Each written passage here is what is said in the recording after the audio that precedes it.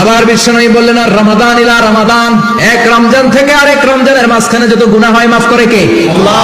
তারপরে বিশ্বনবী বললেন আল উমরাতু ইলাল উমরাহ, কেউ যদি একবার উমরা করে পরে আবার করলে দুই উমরার মাঝখানে গুনাহগুলো মাফ করে দেয় কে? আল্লাহ।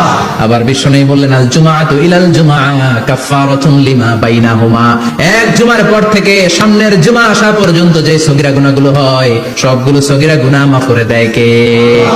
রজব শাবানে বরকতে দাও, রমজান মাসে গুনাহ ঝড়া, সপ্তাহ জুড়ে তুমি বরকতে দাও, জুমার দিনেতে গুনাহ ঝড়াও, রজব শাবানে বরকতে দাও, রমজান মাসে গুনাহ ঝড়াও। ঠিক কি না? তার মানে জুমার দিন গুনাহ মাফের দিন। সারা সপ্তাহে ভুল ত্রুটি অন্যায় যা করলাম জুমার নামাজের বদৌলতে সব গুনাহ মাফ করে দেয় কে? আল্লাহ। এই দামি দিনটাকে আল্লাহ ইহুদিদের দিতে চেয়েছিলেন, পায় নাই। আলহামদুলিল্লাহ করবেন না? আলহামদুলিল্লাহ। ইখতিলাফু, তারা ইখতিলাফ করে হারাইছে। এই দামি দিনটা রব্বুল আলামিন নাসারাদেরকে দিতে চেয়েছিলেন, ফাখতালাফু, ওরাও ইখতিলাফ করে হারাইছে। ফাজা আল্লাহু বিনা ফাহাদানা বিহাদা দ্বীন, রব্বুল আলামিন এই দিনটা আমাদেরকে দিলেন, আমরা ইখতিলাফ করি নাই, বিশ্বনবীর হাতে হাত রেখে ঐক্য করে ঘোষণা দিয়েছি জুমার দিন আমাদের সাপ্তাহিক দিন। সুবহানাল্লাহ।